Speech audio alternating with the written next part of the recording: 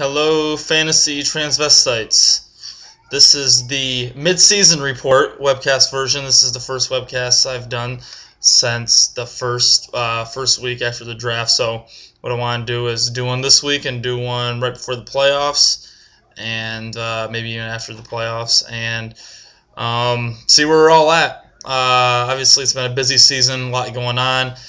There's been like a million trades in this league so far, more trades than I've seen in any other league that I'm in. It's been a lot of fun, a lot of shaky trades going on, a lot of moves going on early, rosters switching around. No roster looks like it did when it started, pretty much. So what I want to do first off is take care of a couple side issues. There are two people that still need to pay. Kyle and Fat, you each owe the full $40, so I need that ASAP. Kyle, you're in the running to go to the playoffs, so if you wanna actually make some money, you might want to give me your money first. Yeah, okay. Second thing I want to do is I want to take a second. I am going to do the power rankings this week too. What I want to do is I want to do the power rankings like I normally do, and I'm going to start doing a playoff percentage as well. Haven't yet determined how I'm going to come up with that percentage, but I'll figure out something. But what I want to do secondly is go through some of the busts and some of the studs from the draft, and kind of go round by round and tell the picks that I liked, where there's some good value, some guys that aren't panning out like some of us thought they would, excluding injuries. So, we'll start with round one. The guy that sticks out to me is Calvin Johnson, number 10. John drafted him. Great pick. He's obviously been a stud all season long. He has, I think, 9 touchdowns. Just blowing up. We're all watching him play every Sunday. He's just a beast. The bust from the first round, excluding Jamal Charles, because that's just bad luck, it's got to be Chris Johnson.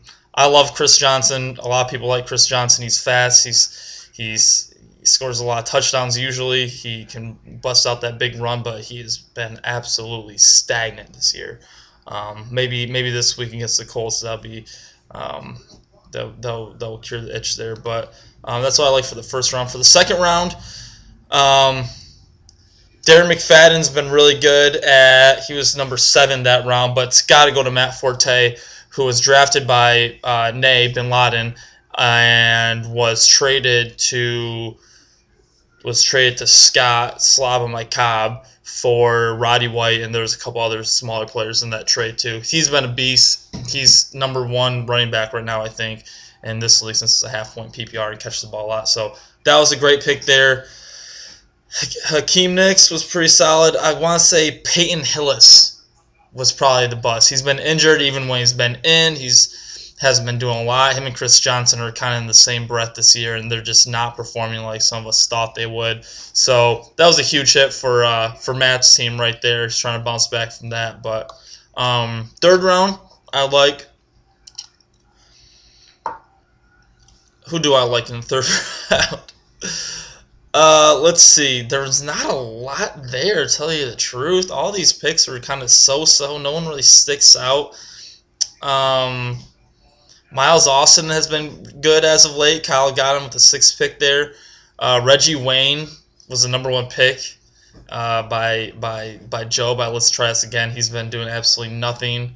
Let's see who else. Blunt has been injured. D'Angelo Williams, that's a stretch right there in the third round. He's been bad. Mike Williams has been doing absolutely nothing. The third round, take a look at it, guys, because there were some. We drafted pretty terrible that round. I'm not gonna lie, but there's a couple studs in there, but not too many. Round 4, I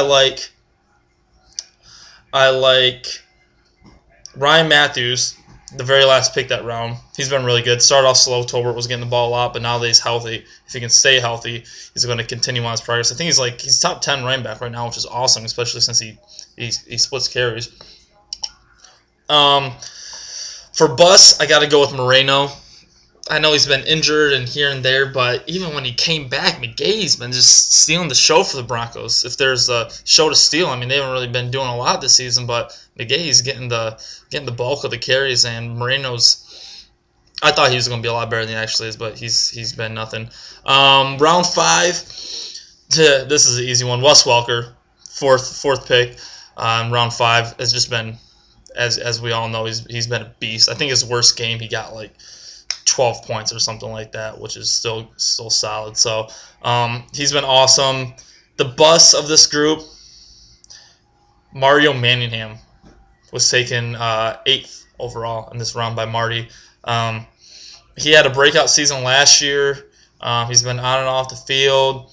Nix and Bradshaw and now Victor Cruz. I mean, the Giants are good. They have a lot of weapons, but I mean, they just can't spread. You can only spread the ball around so much, and he's been kind of a bust this year so far. And as we all know, things can change quick in the NFL, and who knows, by the end of it, he could be a top 15 receiver. Highly doubt it, but you never know. Round 7, I like the Mike Tolbert pick with number 11.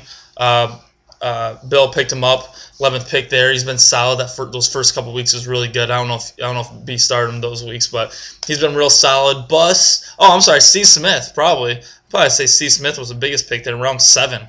You're getting a top 5 receiver in the 7th round. That's pretty awesome. So and I think he's going to keep it up. Cam Newton's just been lighting up the field this year. So I like that. As far as bust goes, Sidney Rice, Dallas Clark. Well, I drafted it. Apparently that was terrible. Malcolm Floyd wasn't great. This is when he started taking some stretches. Round 8. Stafford was a great pickup. Easily hands down pick. Best pick 8th round. Maybe the best pick of the draft. Jimmy Graham. Tyler scooped him up, and he's been huge for Tyler. No offense, Tyler, but your team isn't great, but Jimmy's been carrying you and scoring a lot of points for you, and so I would thank him for that.